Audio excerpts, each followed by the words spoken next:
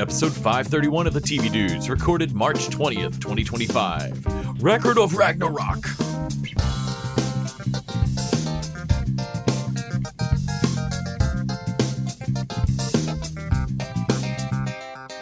This week, we check out the first 4 episodes of the second season of Record of Ragnarok, which Danny Doggett has chosen as his Patreon showrunner pick. That's right, Danny knows how we love anime so much, so he picked one of his favorites. Wait, I'm checking my notes here. And Danny himself says this one is pretty terrible. Uh-oh. Oh, man. Well, that goes to show that I sincerely cannot tell good anime from bad. You think that would work more in your favor? I know, but it really just means that I probably hate a lot of decently good anime and thought this was fine. But how would I know? But before we get into discussing this awful show we didn't hate, I'm Nick. And I'm Les. And we're the TV Dudes. And you know that stank tournament fighting anime isn't all we watch this week. Stank tournament. To the Diaries. To the Stank Diaries. To the Stank Diaries. The Diaries of the Television Dudes. Brought to you by only the finest cocaine wine. I'm finally done bitching about Invincible because like it's done. So I'll switch it up and actually praise Harley Quinn in its season finale came out. And I think overall this season, while not quite as good as the season 3, I think has been the best of like, okay, yeah, this feels consistent, not with the other season, consistent within itself. Right. It's the best you can ask for. Like I really respect them on the ending it in a way that doesn't cliffhanger or anything, and like they're not leaving any theoretical future writers' room stuck with any decisions particularly. No, I mean they kind of leave Harley and Ivy taking care of a new kid. They're back in Gotham. They're like, I can't believe like Harley's lesson for this season, I guess, was I can't believe I tried to like get us out of a rut. Like what rut were we in? Like I have everything. Just have to realize what you had. Mm-hmm. And like no, like we're gonna have better lives in Metropolis. We had everything we needed here in Gotham. Could spell a little less like piss, but whatever. Sure. But yeah, no birds of prey hang up like foreshadow like or like cliffhanger, no foreshadowing. Sirens or whatever the shit that was. Or siren, yeah, that's right, Gotham City Sirens. No Barbara Gordon at all. Batman, like Bruce does not put on the Batman outfit at all this season. No. But Bruce is in it heavily, and he's pretty funny as whiny Bruce Wayne. One of the scene, I think the one episode that I'd seen had Bruce like trying to like coyly ask like, but what couldn't you use Batman in this situation? Why would we need Batman? No, but Batman could help. No, dude, what would Batman do? Nothing. No, we need what, a real throw his hero. Batarang at the fucking spaceship? Well, Come on, we need a real hero. serious. Oh, I think Batman's cool. But yeah, I would say it's consistent. And I would definitely actually recommend go back and rewatch it because like I still think that the Metropolis gags didn't really. It hits enough to where the lesson of like them moving back to Gotham does feel right, but also like, yeah, I feel like we didn't really deal with a lot of like this was not the Metropolis season. This was the Brainiac season. This was the Bottle Candor. Like this was the Lena Luthor season. Like Metropolis seems to kind of like set dressing at best, rather than like how different it is from Gotham, really. Yeah. But I appreciate leaving it to a point of like, look, we don't know if we're gonna if it's a different writer's room every time, or if it's just the same writer's room and they just can't decide on what they like next year. They don't like the thing they set up. Right. But I was sick of setting up a thing and then not delivering on it in the next season. So I actually prefer like, cool, this will actually benefit you, this clean slate. Right. And so no matter what you do next season, it's not like I'll be disappointed because I'm not expecting another thing you promised. Mm-hmm. So I think they learned their lesson on that. It took them a minute, but I appreciated it. I watched Tales of the TMNT some more again. I really like that series. Yeah, I think the change in the art style was cool. All of it. I'm just a big fan of. I'm not sure if it's my favorite interpretation of the Ninja Turtles. Still think the '90s movie is like my favorite thing. It is hard to top that Henson creature. It's just so cool. Yeah. It holds a special place, but I think animated wise, this might be the best. Yes, I would agree. Version I would of it. agree. I also watched some high fidelity for another thing we're working on. I don't think we can announce it right now, but No, but we are. But that wasn't because helping I with wanted to another watch thing. it. Like, it was one of those things of like, hey, man, if you watch High Fidelity, I'm like, I don't think I'm going to like it if I watch it. And lo and behold, I watched it and I'm like, I don't hate this, but also I have because I'm not that really into music, I don't really have the same connection I think I need to have. No, it's like if somebody absolutely not into comics watched a show about a comic shop or something. Mhm. Like I Well, it's the get same. how that would feel. I think I found out why I don't want to watch The Bear anymore, even though that's a good show. Mm-hmm. Like Skip Intro did a thing on it and it was like, oh, well, it's basically gentrifying and like how the beef they were doing is worthless and they can only become them better themselves when they're having a high-end restaurant Right, that right. you know that no one can eat at. that no one can, and if it is successful, it will bring in whiter and richer people to that part of the neighborhood and destroy Right. the people they used to serve. Right. I don't care if they're serving out beef out the back like drugs. Right. Like they're serving out beef in the back like Richie used to sell drugs. Yes, absolutely. They're embarrassed of it Yeah, a little. a Like little bit. and I know they're not trying to say it that way, but it did. I had that epiphany of like, I think this is why I low-key kind of don't like The Bear. I I wish think I'm rooting for them to fail. And I love The Bear's a fantastic show, like well acted. Yeah. I dig it. Also, like no show shows service workers on this level. Right. But also I don't really care about food. Right. And so like for me there's a little something missing on it, and just from like there's a reason I don't think it ranked higher on. I think the reason this one of the best episodes is the Richie episode is because it's he focused on servers. Right, It doesn't right, focus on right. chefs. I love service industry. Yeah. I just like when it comes to like there's a reason I don't ever want to watch Top Chef and shit. Like I don't care about watching people actually cook. I don't care about food. I'm amazed I like the menu as much as I did. I think it's just because it killed everybody in it. Well, Nearly everybody. yeah, and so I'm like, oh Spoilers man, for the menu. it could be like High Fidelity could be the best written version of this, and I think I'm like, man, I'm just not going to connect to this because I'm not a foodie. Like Yeah, you're for not The a music Bear, foodie. I'm not a. It could Soundy. just could not be, you know. I also watched Operation Blood Hunt. Mm-hmm. I was a Tubi movie that has like Jonathan Rhys Meyers on it, That seems right. and basically no one else you've ever heard of. Mhm. Also And feels right. kind of like it has an interesting premise as far as going and figuring out like there's a monster they think might be on this plot island in Japan in World War II, and like an Okinawa or Pacific Island like that the Japanese have control of. Mhm. And like, okay, before we commit more soldiers to this, if it's a monster, they're just gonna get ripped apart.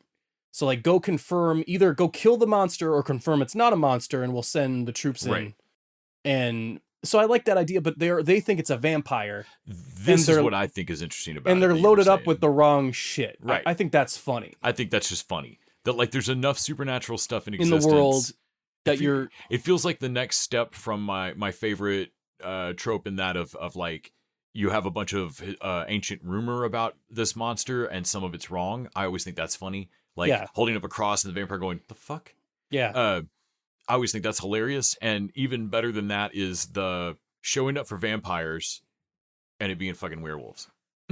uh, and so I like that. I mean, it does not get really like when you came up, I'm like, oh yeah, this movie's just getting starting, and Dude, there's you were like 10 20 minutes in and I watched a dude like run at super speed and was like, well, that's cool. And I wasn't paying that much. I was not paying much attention watching. I was working on another thing. But by the time it really pops off and our main characters know they're fighting werewolves, there's like 25 minutes left. I happened to wander through the room and I was like, well, shit, man, they're man in suit and they don't look great, but like that looks pretty fun. And you were like, no, and you rewound it back to when the shit popped off, like when things went really crazy. Yeah. And it was like 20 minutes left in this movie. Yeah. In an hour, And I 45-minute movie. And I cannot tell you how much I thought I was still like, oh, this second act is just starting. I thought it had a really long first act, and like I wasn't keeping track. I'm like, I'm sure it's been 30. It feels longer because this movie's not that good. I'm sure it's been 30 minutes though. Mhm. Like, and I'm like, no, it's been an hour 10. Great. Cool, better idea than execution, but so say all Tubi fucking movies. And then we watched the latest episode of Daredevil Born Again. You know what? Let's save that. I want to talk about Yeah, the we'll talk Reach. about that at the end. I want to talk about the Reacher episode Yeah. because like we just watched the Reacher episode, and Reacher is this might be the first one that I would consider a bad episode of Reacher, except that it's not quite. It's the same. It's the same level Reacher has been, but the veneer and the mystique is gone. They don't give themselves a lot of margin to stumble, honestly, because it's not. I really enjoy Reacher, but I bitch every week that it's not the slickest show. Reacher has become completely unsympathetic, and it's hard to tell if the show knows it. Right. I'm not entirely so. Yeah, because they don't want him to look like a giant psychopath, but this season's different plot-wise than the other seasons because he is clearly in the dialogue, point blank, very, very, very clear about it. Not out for justice. No, I'm not to out kill this for guy. vengeance. Like, I don't want the ATF there. I don't want the authorities there because they're going to stop me from murdering when he starts calling people with the sniper rifle put together, like, Neely, you need to get away from me, burn your phone, get away. Like, I'm about, oh, so you're about to do a thing. Yeah. Like, yeah, like, it's a cool, like, I feel like it's an interesting third season change, but also, I don't know if the show really understands that, like, I don't know what they're doing with it. It makes it very propaganda. It's weird in a weird way. Yeah. It's in a way that like the ATF agent were supposed to be like, oh man, why won't he let him come along in the mission or whatever? And why is he mad? Like he's mad at him for all a bunch of like legitimate reasons. Right. Like we saw Novocaine this week, and honestly, what you guys are doing is not much different than him picking that cop's gun up off the ground and like, I'm just borrowing the car. I'm just gonna go take care of this. Which is just an insane thing. And yeah, I liked him saying like, okay, she takes priority. You have my word, blah, blah, blah. Even though we're still doing it with just me because then I can kill Quinn. Right. Right. But that puts up her odds of survival from 0 to 25 and like 25%. That's it, dude. If you told me like if you told me the odds of a winning lotto ticket were 1 in 4, you'd buy a ticket. Right. Absolutely. Like, I mean, it's not great, but also we came up from like 0 right. before. We started it's at a 0. markedly, statistically, it's a right. giant improvement. Say thank you. Like, say thank you. What's the game show problem or whatever? Like just thank the person for the extra statistical 22% of like picking the 2 doors. 2 doors. Because then I'm 50-50 and not 33. Like, I think that like Reacher is barely held together just because it has the charisma of what's his name as Reacher, Alan Richardson. Mm-hmm. And the fact that he is kind of a sociopath is the strength of the show and what makes him different.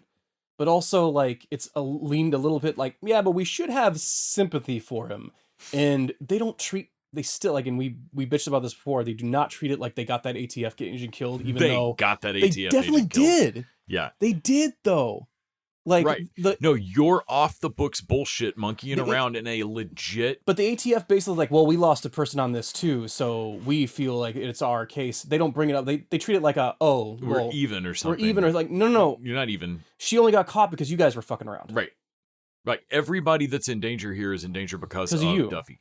Yeah, and like, God, I like Duffy so much. But also, and this is why like despite it being kind of not a great episode, it is still very Reacher because it's very fun. Because I still fucking love Duffy. Yeah.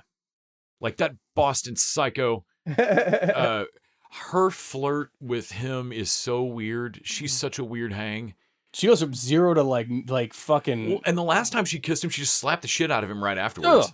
I was like, we can never do that again. Okay, you did it. But you did it though. Why are you angry at me? Right. And then when she like pulls her, like literally tears her shirt open and jumps on him, and he's like, "What are you doing now?" Like, you said we couldn't do this again. I reconsidered. I don't know what we're doing. That was before I knew who you were. Because right. like he promises to. Like, right. And honestly, like, nope, you still don't know because he's a psychopath. He's giant, unknowable mountain. His mom calls him Reacher. Yet that's all you really need to know about this dude. You cannot know. But yeah, the longer I watch Duffy, the more sure I am that she should have Neely's show. But yeah, other than we'll save Daredevil for the end of Diaries then? Yeah, we'll save Daredevil for that. I was wondering what we should maybe end with, but yeah, that works. The other thing we watched that I can't believe we didn't hear good or bad anything Killer's about Witness in the Years. Game. Killer's Game. With Actually, really Bautista and by the end of it, I realized why I didn't hear more about it, because there are a couple elements that aren't super working. There's a character that works under Terry Crews that just might as well not be there.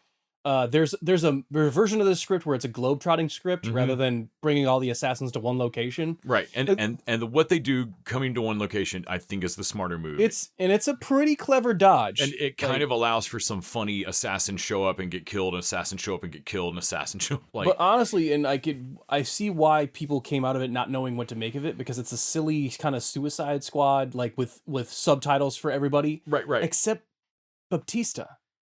Batista isn't.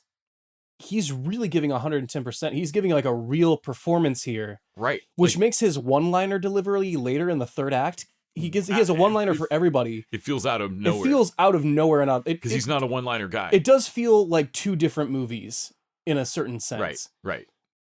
But watching the Batista moments, I'm like, dude, the only way to make this more. You could make this more consistent by making the Batista parts worse. Right. I think you'd have a more consistent movie if the Batista parts were sillier. You'd have a less special movie. But it would not be as good. There's something unique about how much he brings it. He's fucking really good in this role. I think this movie's damned if you do, damned if you don't. I think so too. Because you're right. There's the smoking acesness to it that it needs, but also Bautista brings it, and there's a little bit of a jarring.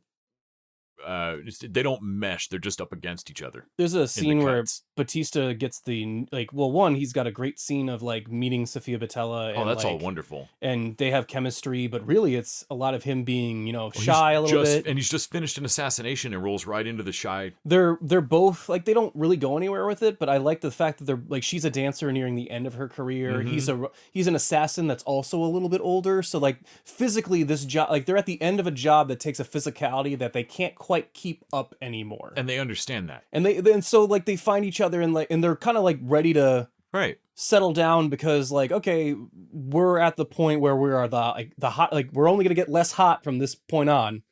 I like him getting the news that he has like a just neuro disease. I forget what they called it, but it's like crazy depressing. Like it doesn't quite. Khrushchev's Yakov disease. Yeah, It's basically mad cow. It's mad cow, but like super like aggressive. Yeah. If you say mad cow, you think like, okay, well, dad's got like Alzheimer's and he says some funny stuff. Like, no, this is like like you'll go blind, you start to shit yourself, you're gonna lose muscle control, and it happens fast. Like him absorbing that info. It's a long shot on Bautista. They don't even show the doctor, and it's the right call, because he's really. Watching him absorb it, I'm like, wow, we don't give enough credit, but he's absorbing. This is why The Rock couldn't do this movie.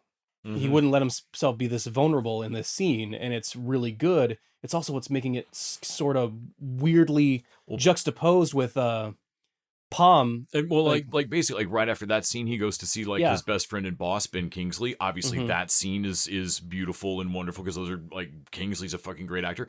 And then right after that, we have a very, very fun, also amazingly good, but out of a different goddamn movie scene with Palm, where he goes and hires her to kill him. It's and like that scene's also awesome. It's just a whiplash coming right after how good the other. Yeah, it's not as bad as Polar, the one with Matt Mikkelsen, where it was two different movies. This doesn't feel like a Redbox movie. No, this feels like, but also the action sequences, the violence of them, very satisfying. And actually, I mean, it's been a minute since I've seen violence that gets that good. Right. That was really good, honestly. Like, I enjoyed this movie. Also, Scott Adkins is an unintelligible fucking Irishman. He's great. When they pile out of their car and it's just empty cans. Just cans. Like, it's got a very Smoking Aces. I quite enjoyed this movie. If I were... Man, if we were all in high school or college right now, we would all be touting this movie as like, you people just don't understand. This is the underground shit that you should be watching. Like we would all be talking about this more, I think. It doesn't quite feel like it should be in theaters. I'm amazed at some of the stuff and confused by some of the stuff that's just on Netflix. Yeah. Versus like in theaters, because this was in theaters for a second. Yeah. And didn't hear anything about it, and I'm actually kind of sad we didn't see it. I am sad I think didn't see it in theaters. maybe I would have been more mad at it in theaters for it being in, But that's true. But Different standard. there's a different standard, but I feel like I had a lot of fun. No, I enjoyed this. I would say if you heard crap stuff about it, or I saw a review that looking for stuff after that was like just unfunny and like I disagree. Give Killer Its Game a shot, I would say. I also watched some Burn Notice. Speaking of fun action, watched a couple episodes of that. Sure. I never actually finished Burn Notice, and I don't really have a desire. I have a desire to rewatch early seasons of Big Burn chunks. Notice. I'm watching some of season 2. But I'd never have the desire to finish it. I watched like 2 season 2 episodes. I don't think I ever finished it either. And then, watched through my Paramount stuff, Watson Tracker, Elspeth, Matlock. Those are all about to wrap. At least Elspeth and Matlock are for this season. Was that the finale of Going Dutch? Yes, I believe so. Okay. We watched the finale of Going Dutch, which remains a funny show. I have no idea if it's coming back. I feel like it's not. Yeah. But I don't know. Maybe that's just because I don't. Maybe it's I've been hurt so many times before. Like, if I like it, then it's fucking done. Honestly, that's the vibe. That's the vibe. I feel like I laughed at the right moments that make me go, oh. Mm-hmm. Anyway, go watch Going Dutch while you can. Watched The Parenting. Now, you said that was pretty good. Like, you actually recommended that to I me. recommend that. That was it. I think it's an ex-SNL writer. The cast is fucking crazy. So there was a gay Christmas happiest season, like gay Christmas movie a year or two ago on Hulu. Okay. That got very, very touted, and like I remember watching it and going, I don't even know what you're talking about. It was pretty funny, gay rom-com, but Okay. the basic like who ends up with who on it was wrong in a way that was like, why is this getting touted? People should be mad at this. This is a bad rom-com. Mm-hmm. I'm watching The Parenting, which is a horror rom-com, but it's a gay couple, and they both invited both their parents to meet at this like huge Airbnb mansion that they got a deal on because it's fucking haunted. Because it's haunted as fuck, sure. For me, all of this worked. Hank from Breaking Bad is one of the dads. Sure. God, the whole cast is just fucking crazy. Edie Falco is in it. Brian Cox. And then Brian Cox. Well, that's all you had to say. they summon a Parker Posey. They summon a demon, and on accident, not a, it's pretty great. It's the Wi-Fi password.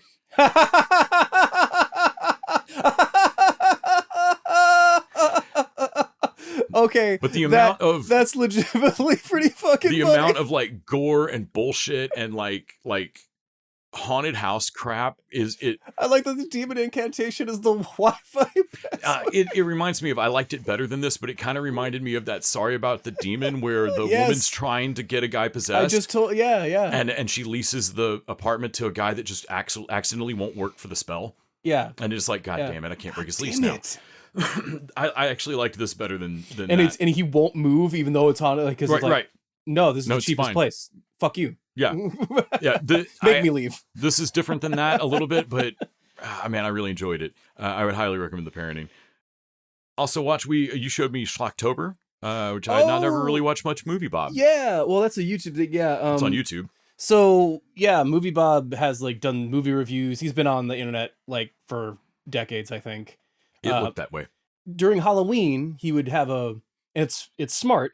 He would basically make a They're like 7 to 10 minutes or something like that. a vacation for himself. So he would record it won't be topical. That means I can record these ahead of time. Mm-hmm. And they will have a theme of Halloween, so it's still like sort of like on brand and in the time, but I can record them ahead of time and get myself. And so like, yeah, record 10 to 15 minutes on what he called Schlocktober, which is just basically recommendations for weird ass movies that you might want to watch this Halloween season. A couple of them we had seen, several of them we had not. So like every year I would get introduced to like 4 movies, depending on how many Thursdays there were in that October, like, cause that's when he released. But I would get recommendations. That's how I learned about Puppet Master. Okay. And showed it to you. He did one on Dead Heat, but like he does ones like really obscure shit, like Blood Feast with the killer chicken that like feeds on blood of OD victims, like or drug users. Yep. The Dinosaurus, like so just like dinosaur movies. The Last Man, like what was the one where like with the cave people that didn't talk? God, they talked their own it weird wasn't language. Equinox. It was like the land that time forgot, world that it had a long title. Yeah, but yeah, I have to look that one back up. That looked insane. They all speak like there's not a single bit of like English dialogue in it. They all speak a made up cave language. Yeah, so like they're always fun. Like, okay, cool. I actually might want to go watch. They were great advertisements, honestly, for a little like because we watch bad movies all the time, but we don't really know if they're gonna pay off or be what we want them to be. Right, they can all start. So it was watching the one on avocado women of the jungle or whatever, and you're like, okay, so this is actually gonna be kind of fun, and I'm not gonna get screwed over like Sharks of the Corn, right? Like just to because there's just differing tiers of bad movies. There really are, and there's a reason he didn't do one on Operation Blood Hunt. Right. Like it's not like and I steadily enjoyed them. I would definitely recommend like there's a playlist of his like classics to go on his channel, and you can because he's hopped channels around, but he keeps them in a compiled list. Yeah. And I recommend them. There's like 11 seasons of them now. Jesus. So. Yeah, no, all the ones we watched, I was like, oh, I want to note that down. Oh, I've seen that. And like, I love it when he goes abroad and like, oh, hey, have you seen the unlicensed fucking Street Fighter movie from China? Oh man, Turkish Superman. It's like, hey man, hey, here's a bit of movie trivia. Did you know Kim Jong-un actually kidnapped a fucking or Kim Jong-il, which the dad. Basically kidnapped his favorite director and made him make movies in Korea for a minute until he could escape. Fuck, that sounds right. So here's one of the movies he made, and it's about a dragon that monster like that demands people feed it or whatever, and then a new monster comes in and beats that monster, but then demands that it feeds him over until it gets so big that no one can get their treasure anymore for when they're guarding it. And like it's so obviously like, no man, he's making fun of you, Kim Jong-il. Are you dumb? Right. Like this movie's about you, dummy. I love that. No, that's pretty great. Yeah, I enjoyed watching those. Also, watched more Victorian Farm and Edwardian Farm. Sure, it's just fucking crazy watching people, mix urine and soft cheese together to clean everything in a house. It definitely does feel bad. I feel better of like, we are in the worst times that have been like, well, I guess the past was also bad. Like there's the weirdest part to me is there's no existential dread, but there is just a like, oh shit, I would have had to work so often that like there's that. And I'm not saying that I want to go back to working an Edwardian farm, but you can see the point in history coming on just the other side of like the latest in history one that I've watched of theirs, where like, oh, right now you have a nearby stream. Mm-hmm. In the next 20 years, they're going to start doing a water infrastructure, moving shit around in the country, like piping more water into London, clearing some wetlands for development and stuff. Mm-hmm. And within a generation, you will not have a pond on your property. Like that won't be a common sight. Right. And like, that's going to fundamentally change this farm and break this way of life.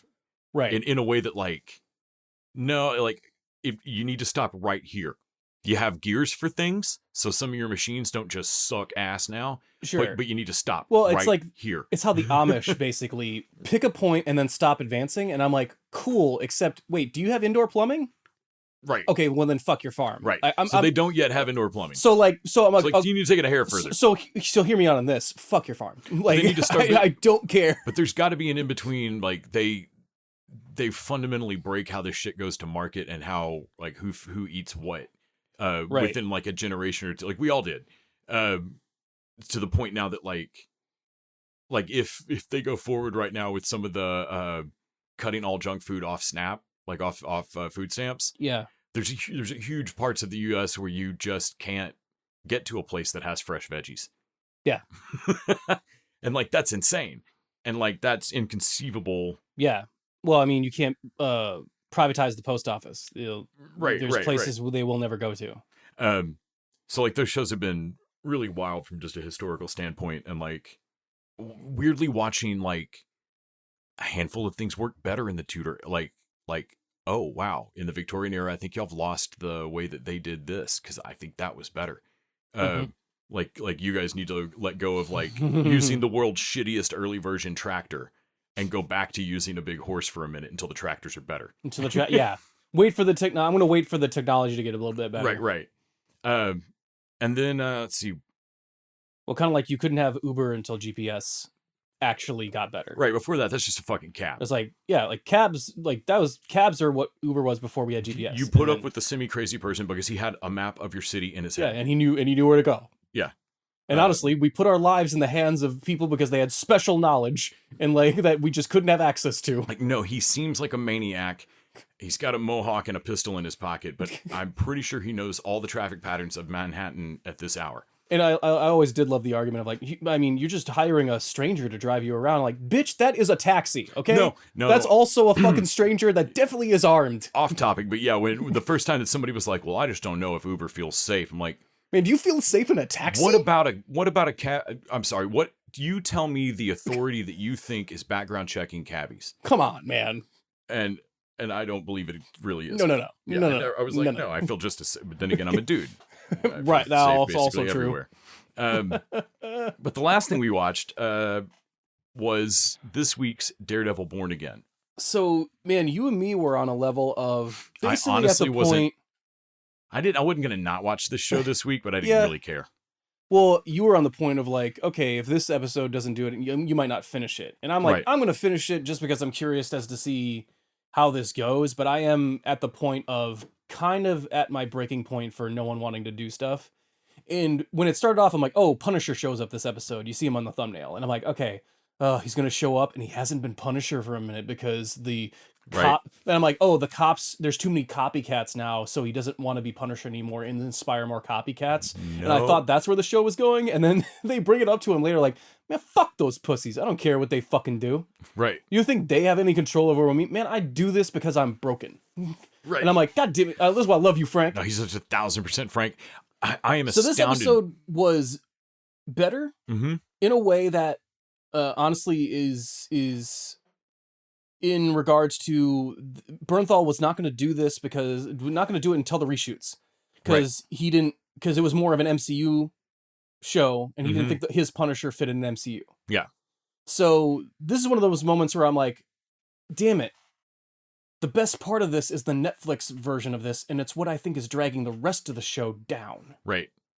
Apparently, two different directors shot that one scene because it he wasn't originally going to be on the show, and they rewrote it and brought him on, and then they shot the whole thing, and then they still went back and changed a couple of Matt's lines to fit some of other stuff. Which makes me think that he's not going to have a big action scene in this show. No, because I think that's his scene. I think that's it. But as regards to scenes, this scene basically almost, if not saves the show, it makes like, okay, It's everything I want to yell at Matt. Here's the reason why holding on to some of the Netflix attitude of the show is worth it. Because John Bernthal's Punisher is the best thing in the Netflix Defenders casting, which is saying something because all the casting was really good. Finn Jones excluded, because he brings a level of crazy of like, you are not. Oh, come on, Red. You know you're not asking me here for my help. You're asking for permission. You want to hurt somebody, don't you? You want to get back out there and like, you want to help your friend? Come on, say his name. Say his name, you fucking coward. Matt calls him a victim. And like, don't you put that pussy word. I've never called myself that in my pussy fucking word. name. Don't you put that word in my mouth. And, he hits him and Matt's like trying to not be who he wants to be. Like, man, you want to be me. You think I don't know about Lost? Like, do you hear his voice, Red? Do you hear him sometimes? I hear my boy every time. And you know what he says? He says, go get him, daddy. Yeah, I love that. Like, Frank anytime I doesn't stop, like, no, my kid doesn't make me feel bad about this. Like, the ghost of my kid is like, fucking kill him, Frank. Yeah, like that's it. Again, like it's a whole like God, and it's what's best about the Daredevil like season 2 of like it's these two characters arguing their slight difference in philosophy in regards to vigilante justice, but that slight difference is everything. Like, they are almost the same, but that degree of separation is everything between the two of them. Right. And it's really great. I think the Kingpin stuff is still a little boring. I'm glad that he seems to still, like, he's back to keeping a guy prisoner because he fucked his wife or whatever. But, you know, I thought it was actually more interesting when he was struggling with not being like, I don't have my damage. Why do I not want to be a bad guy anymore? And now he kind of wants to be a bad guy again. And I don't know where that came from other than that he never quite, honestly, the echo of it all kind of makes me, like, I don't understand what is going on here. The lack of Karen Page feels distinctly weird. Yeah. Honestly, the prosecutor he was flirting with this episode, he had more chemistry with her than his new girlfriend. In like a minute, in like a 2-minute scene of like smelling her Latvian whatever. That sounds dirty, but anyway. But he's playing with his batons at the end. Yep, at the end of it. And that's one scene with Frank yells everything at him I needed yelled at this point of like shaking Matt and going, no, move the show along, you fuck. And it gets him where he needs to be. At the end of it, he's not wearing the suit, but he's got the things out. If we're going to do this in episode 4 of a 2-season show, I'm feeling a little bit better. Because I was honestly, if it took all the way to the end of season 1 for him to even grudgingly put the suit on for a minute, for like the last 20 minutes of the last episode or something. The highlight of this episode is not Punisher or Daredevil being themselves. It's a conversation between their alter egos. Absolutely. It's not a conversation between Punisher and Daredevil. It's a conversation between Frank and Matt. Yeah. And not to diss it, it's actually very good. But also it makes me think of like, man, I'm watching a lot of not superhero shit on this superhero show. And like when I say that it feels like it's out of the Netflix one, that's why. That feels very Netflix show to me. Like, let's have all the Defenders. It's just that it happens to work because these two guys brought it. But it's very like, it's a Defenders show. Awesome. I love the Defenders comics. What's it going to look like? People in street clothes and folding metal chairs in an empty room. Man, fuck you. Well, come on. It puts some new life into me as regards to, okay, it feels like we're on the track of, at least we're not treading water with, like, Matt seems to be on the path to being Daredevil again. Yes, this puts the show on At least before I was wondering, dude, is he ever going to put this fucking costume on? And I was in that limbo before of like not knowing, like, dude, is it going to be the last episode or... And hear me out. This seems like a crazy statement to make in 2025, but the Daredevil show's fortunes are tied to whether there's Daredevil in it, to me. Right. I don't mean to be a dick. And the reason I like this episode more, too, is the fact that he might not be Daredevil in it, but he's investigating crimes as Matt. Yes. And I'm like, okay, he's always been a little Batman, too, with his super senses. Yeah. He's like Wolverine if he was Batman, you know, like if he cared about... No, and him in the hallway of like, yeah, well, if you do want to come fuck with me again, cop, you better send more men. You know, yeah, no, he's still being a badass. Even him investigating, I was glad when he was playing with the baton at the end, but even the moments when he's just investigating crime, I was like, look, I'll take it. Right. I'm not saying no lawyer stuff. Like, the lawyer stuff is important. Yeah, it's always been part of him. But his defendant's a little too, I don't want to say ungrateful. That feels not the right word. But, like, he's a lot. He's a lot. And you're right. They need to change the stakes of him. Like, he can't have already lost his soul. Well, they make it a theoretical thing of like, I can't do any jail time because the last time I did any jail time, I missed an SSI appointment and they fucked up my Social Security benefits. Okay, like, is that gonna happen again? Like, when is your next appointment? Oh, I mean, they don't even say, but like they need to, don't we're never present gonna that see in the this guy past. again. Yeah, but just don't present that in the past. Give that to me as like, bro, unless you want to handle my Social Security benefits. He's a moral lesson for Matt, and it's so obvious that like, if it was a problem Matt had to solve, that'd be one thing, but that takes screen time. He's just a lesson, and it feels like we're treading water and eating time. Right. And so I do need this is enough to keep me watching, but it doesn't. It's not like it buys them the rest of the season. Like, I still need the show to prove to me that wasn't a fluke, that we're I need this season to Like tell me that good scene wasn't taken from the other show as a total fluke. I need this season to know? limp across the finish line so that they can get their shit together for the next season and really drill down and find focus. Mm-hmm. So that I'll be interested in the next season. That seems like more faith than I have. Well, I'm like, no, man. Like in anything. Production wise, this season is fucked. There's no way we figure this out in time. Like, they tried to change what this show was after it was made. You know? Yeah. Like No, Suicide Squad stuff. like it's not going to fully work. We're not going to get a masterpiece out of this. Yeah. And apparently it's got lower numbers than Echo or something. Like, Oh at my least that's what God. At least that's the last thing I saw on it, and I was like, Jesus Christ, that's no good. No, that's not good. Hard to believe too, considering it's on Disney Plus, and Echo was only on Hulu for a minute. Like, it wasn't even on the big. Was it not? I don't think Echo got a big push. I don't know. But at that point, I mean, I'm still watching all of them, so.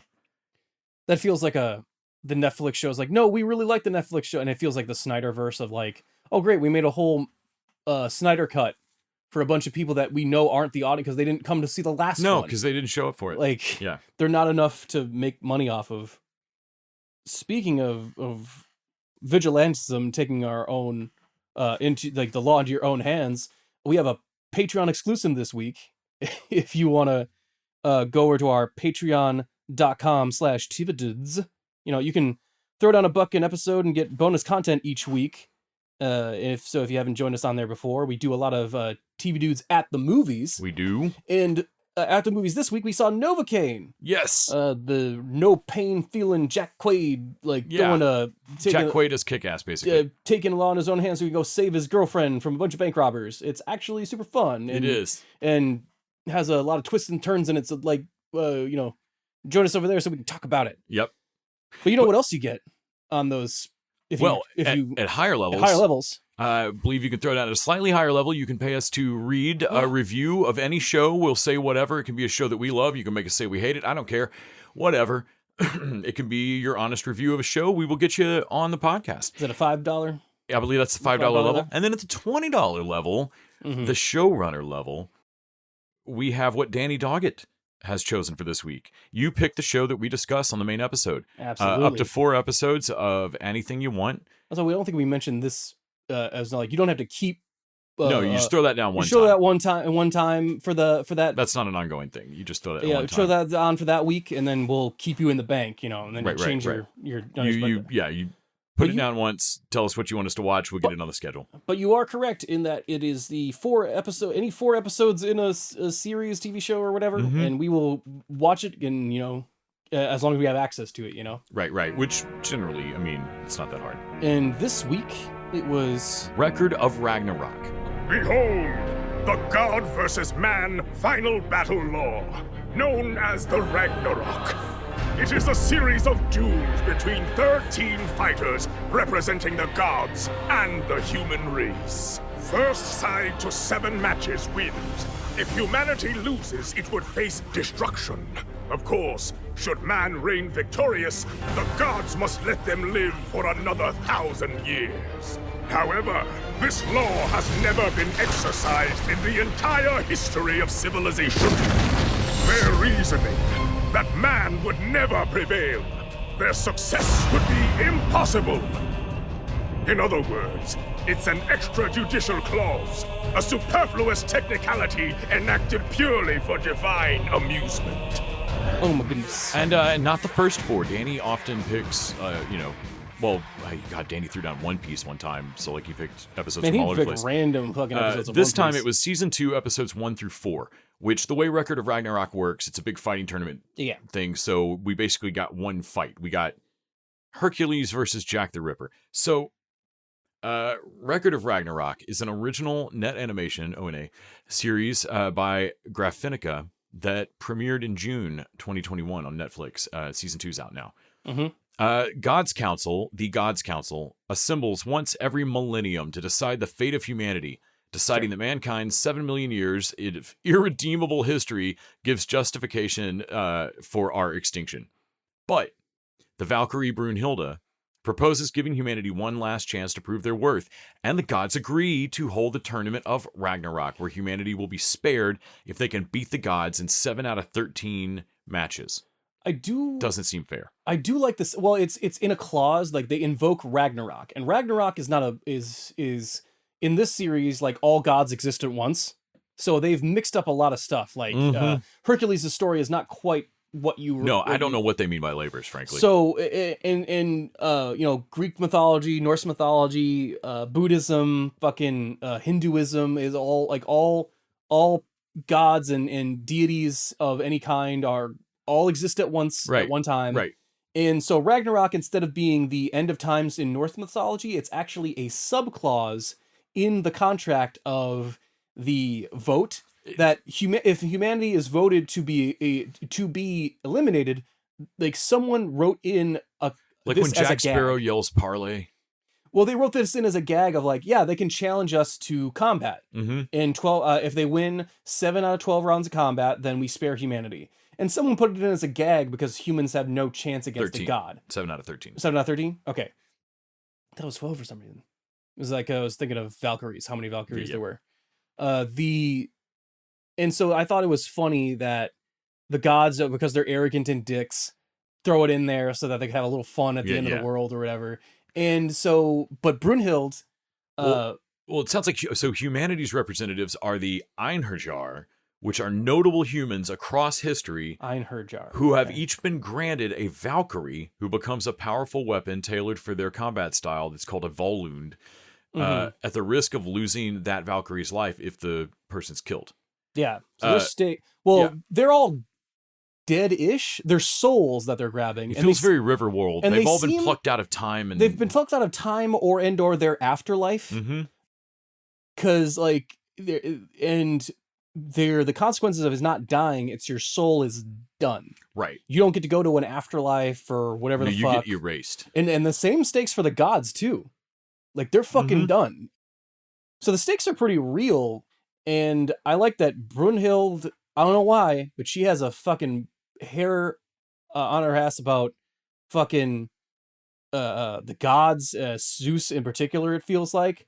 But she wants to help out humanity, and it does not feel altruistic. It does not feel like she wants to save humanity in any way. It doesn't so much feel like she's helping us as it feels like she's mad at her family. Right.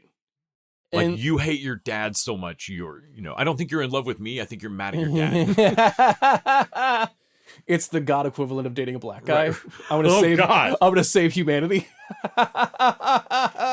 What'll make my dad the most mad?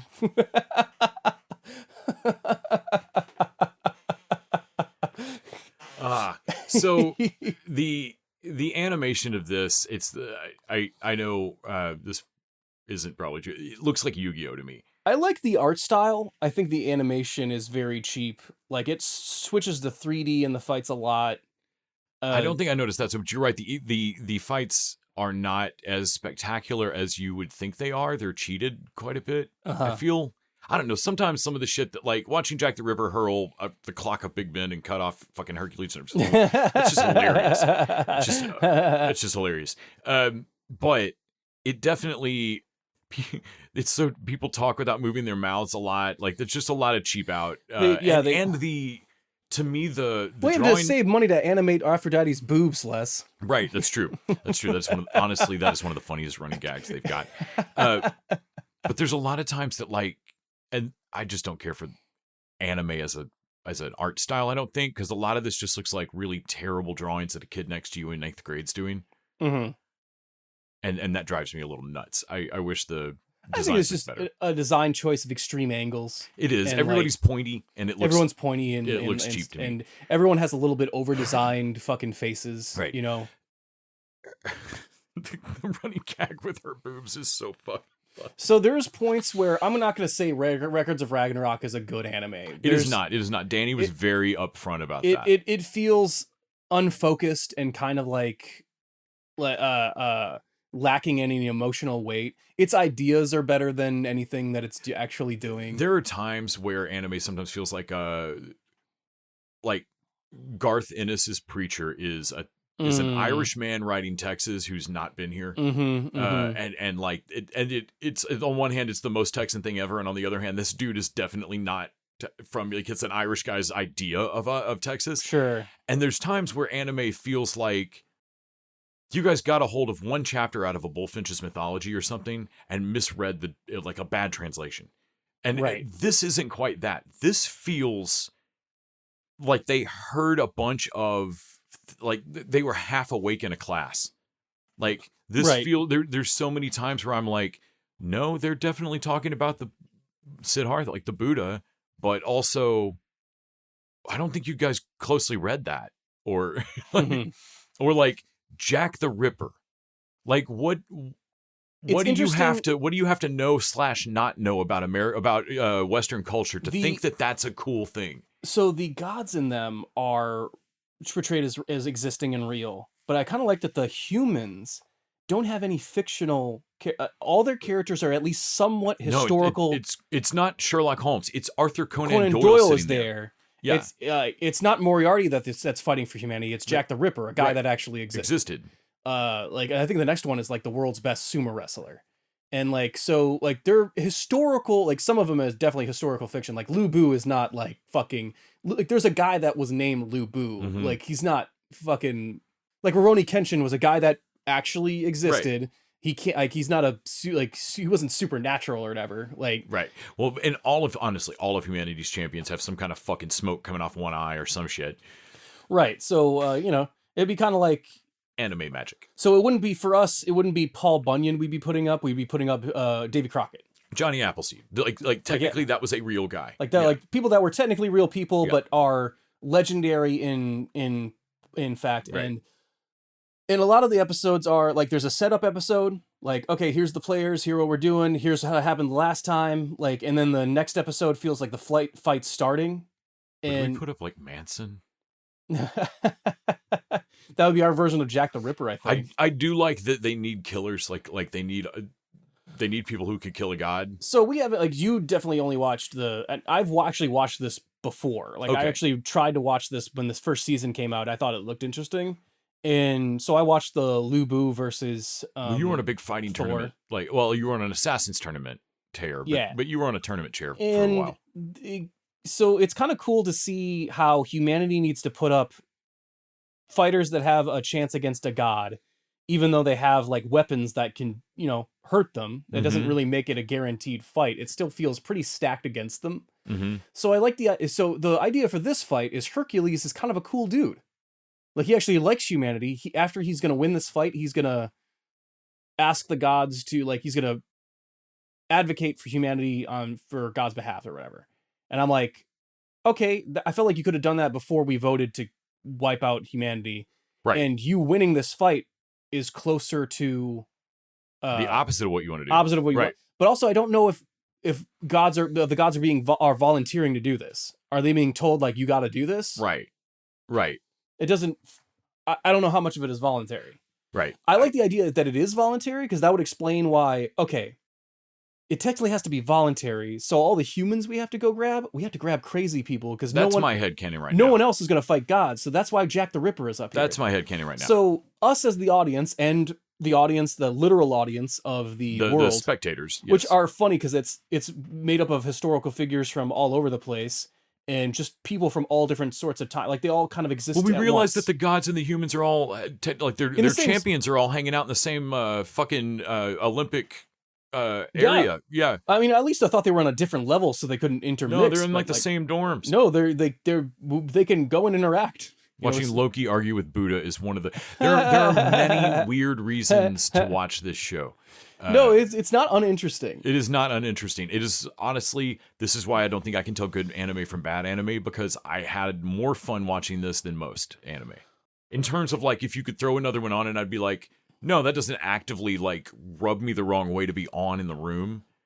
This one's fine. Well, the idea of Hercules being a kind of a cool dude and a lot of humanity likes him, and then Jack the Ripper is technically our guy fighting for us, but he's a monster and no one likes him. Yeah. Also, just the insanely wild, frankly wrong interpretations of a lot of the history of these characters is hilarious. Yeah, I mean, Jack the Ripper has a fucking magic ability to see people's auras. Right. Don't get me wrong, it's kind of a neat. No. It's kind of neat because he thought the best beautiful thing was love, but then he saw someone's fear for the first time. I And thought that was cooler. That was kind of neat. I thought that was yeah. a, That's, but Hercules's labors being transformation animals that his club becomes. I couldn't tell. I think so. There's point. They don't show Jack the Ripper killing a bunch of prostitutes either. It just goes up into that point, and you go like, okay, then he killed a bunch of prostitutes. So I think he did a bunch of things and gained these powers. So I think Hercules is the same way. We watched up until he became Hercules, and then like, okay, and then he did a bunch of shit, and then he got powers based off the labors. Based off doing the labors, and and that's cool. But when he calls down Cerberus, basically. Yeah, and from a pool, like a hole in the sky, bleeds out his edges, like an eldritch monster, right? Like a hole opens in the sky, and all the edges of it just start dropping blood down, and then 3 dog heads just float out of it and bite his arms and head. I thought they were gonna go to Hades in the audience and go, "What the fuck? Stop calling down my dog!" Right. That's my dog, man. Don't take my dog into this. Or if Jack the Ripper pulled back and like, yo, dog fighting. Like, I'm here to kill a god, but that's ungentlemanly. That's disgusting. What, Michael Vick or what? Well, also there's a strategy in the fight that I thought, okay, Hercules is fighting from a perspective of just beasting his way through shit. Right. He's not untalented a fighter, but Jack is from a position of thinking 10 steps ahead and like trying to like. Well, Hercules is the kind of guy that if he swings a punch and connects, it's going to really hurt you. But also he's the kind of guy that when he loses an arm at one point in the next fight, he swings the wrong arm. Yeah. He's not.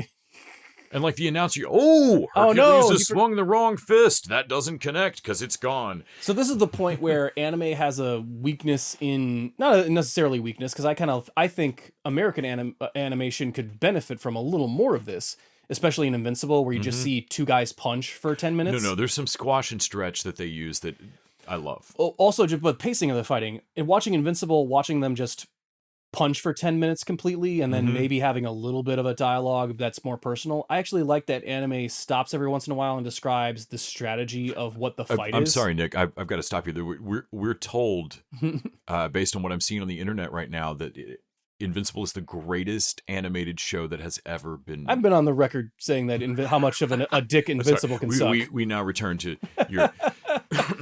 But I actually like anime. It feels it's what drops the pacing of a lot of fights, because sometimes they really overdo it of explaining every fucking move they do. Right. But that comes from being a comic book, a direct translation of manga. Oh yeah, because it started as a manga. Yeah. And you've watched Captain America comics where he has a whole speech of dialogue during one punch in a panel. Right. This is that. And that's kind of how that translates out. How did dropping a building on a dude already have a name as a classic move? What?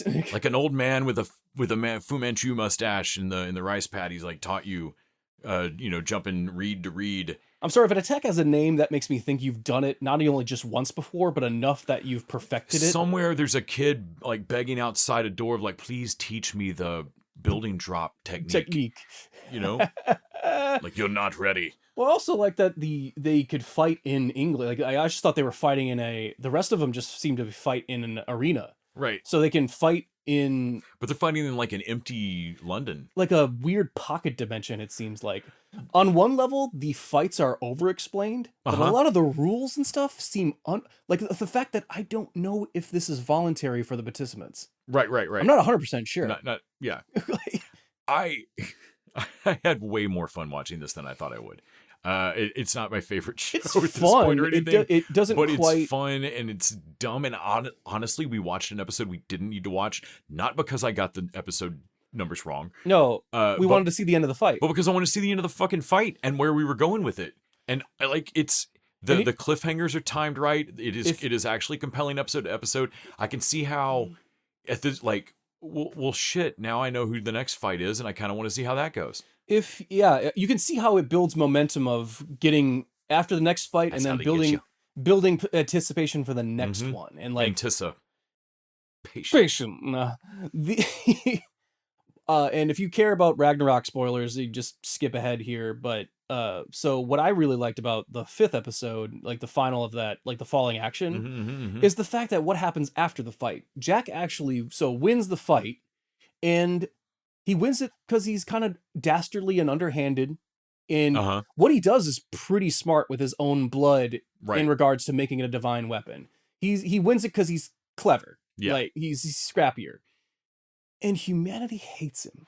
Yes, that was spectacular. I Honestly, think that's the coolest writing moment of That's 5 that episodes that we reflects a watched. lot about humanity. Like, this is the best thing Jack the Ripper's ever done with his life. And that Shakespeare's like, nope, that's how that would go. I love that Sir Arthur Conan Doyle, because like, no man, he's a monster or whatever. Like, this why was like, and Shakespeare's like, nah man, I get it. Yeah. Like, I get, no, he's the monster we need. Like, Yeah. but I also know why we need him to do that thing, but once he did it, we cast him aside Yes, because he's a when fucking. they're like, yeah, well, we need him to kill a god, but now he's the kind of guy that could kill a god. I don't want him to hang out with him. Yo, man, we told you need you to kill that cool god we liked, but also you killed that cool god we liked, man. Why What's the fuck would you wrong do with that? The fuck would you do that? Like, and they start throwing shit at him. Yeah. Like there's no fucking win. glory for it, and I thought that was actually really That is good. really interesting. I thought that was interesting. Like, and then what other show do you get to watch? Loki chew out Buddha, and Buddha be like, "Yeah, we should fight." And where they cliffhanger us dude, is Buddha's ready to rumble. The 7 gods of The fortune. gods of fortune are just a gang that show up. Yeah, that roll up, and they and Loki are going to fight at first just Buddha alone. Yeah. And I love that the human samurai walks out and is Yeah. like, "No, man, he's a god. I'm probably gonna have to fight him later." Kojiro, yeah. But Kojiro's like, "I just don't like seeing anybody go 8-1 against somebody. I'm gonna step up and fight with. I don't even know what the deal is here. I'm stepping up and fight with that dude." So I actually watched the previous season even beforehand, and I liked the Lubu fight. But actually, what I really liked is that Kojiro, like, they take people's souls, and so this is how it works. So do explain it a little bit. They take the souls at the peak of their physical performance. Okay. So it's weird that Kojiro shows up old. And he shows up old, and he's like, no, I wouldn't be able to beat them when I was younger. I didn't know because his power isn't from his skill. He's who you were telling me. Yeah. He's the guy that's never won a fight. He fights a guy to know how he fights, and then he fights him in his mind, trains for like 6 months, then goes to see them again and just kind of like faces off with them and knows, I could beat you. And then goes to the next guy that he can't beat. Because beating him wouldn't, like, actually beating him doesn't accomplish anything for me. I just know that I can. So he shows up at the peak of where he knows everything about everybody, every style of, he's the ultimate samurai. So, but he only learned that at the end of his life. Right. Like, so that's the peak of his knowledge. Like, he's the, Bruce Lee, I've acquired everything to learn from every fighting style. Right. I've accumulated it all. And here I am as the old, wise Sifu. Yeah. Like, I seem to barely move and I fuck you up. Yeah. And so his fight was pretty awesome. Like, because that's an antithesis to Poseidon, who he did fight, who's just had everything like, I've been a god forever. I've never had to learn how to fight. Yeah. So fuck that. And who he fights? Poseidon. Dude, Zeus fights Adam, the first human. So unfair. Yeah. Like, I honestly, this is a fucking cool show. I would recommend Record of Ragnarok. Man, I love the idea for Adam and why he's fighting is the fact, like, well, what would you do to save your children? Because he's the first man. Right. All of humanity are his kids. Yeah. Like, it's a macro dad Yeah. thing. Like, and I kind of liked that. Also, he's closer to a god because he's made in God's image, right. And it's been diluted since. Right. So he's like closer. he's like the first handful of dirt a god ever pulled up and made into a dude. So that's why he's like a little bit more sturdy and like. There's a lot of things that, like, okay, if I squinted at this wouldn't make sense, but it makes enough sense to hand wave away. Exactly nails it. Yes. No. If you can't stare straight at it, it will bounce. But you've done enough work to where I can hand wave it. Right. Like, right. I know those words. Yeah. Sure. All right. That sounds all right. So the 2 seasons of this are over on Netflix. You can definitely check it out. Honestly, I would recommend checking it out. It's pretty fun. It's trashy, but in a fun way. Yeah. I actually had more. I actually think Chainsaw Devil, it might be a better show, but I had more fun with this. Chainsaw Man. Chainsaw Man. No, I had a lot more fun with this. But I think we watched the wrong episodes of fucking. There's a total lack of weird sexual boss dynamics. And maybe I'm wrong. I don't think it matters what episodes you watch on this. I think it's fucking this. I think this is always going to be like this. This is always. Yeah. It was Records of Ragnarok from jump. Yeah. But also Brunhild, I liked the fact she had a penguin moment. I just thought that she cared about her revenge and nothing else. Mm-hmm. She has a moment later where she stops and actually mourns the death of her sisters. Like her sisters, when they And lose, just like, when this is done, they die. And when this is done, I will join you. Yeah. It's not that she doesn't care. She's actually torn up and cares about her sisters dying. Whatever she's doing, she's gonna finish this though. Whatever she's mad about, it supersedes that. Yeah. It's interesting. That's interesting. I think that's good. And you know, we can't praise Penguin for doing it and not like Records of Ragnarok just because it's we could fallen out. We could. But like that makes it that makes it worse to me somehow, that like, and it makes me curious of like, dude, why are you so your beef? What's your damage? Why are you so pissed? And then I'm like, well, given the fact of every God story ever, I'm like, man, I'm sure you got fucked at some point. like by a swan or something. Like a swan, yeah. Yeah. No, this is a lot of fun. I would very much recommend it. I actually had a good time. Wow, I honestly have, like, you know, Shark and Saw women's prisons version of anime. Right. You know, and trashy. so I guess the answer to last week's question, will Danny's reverse psychology work on the dudes? It kind of did. Kind of fucking did. I think it kind of did. Like it kind of did.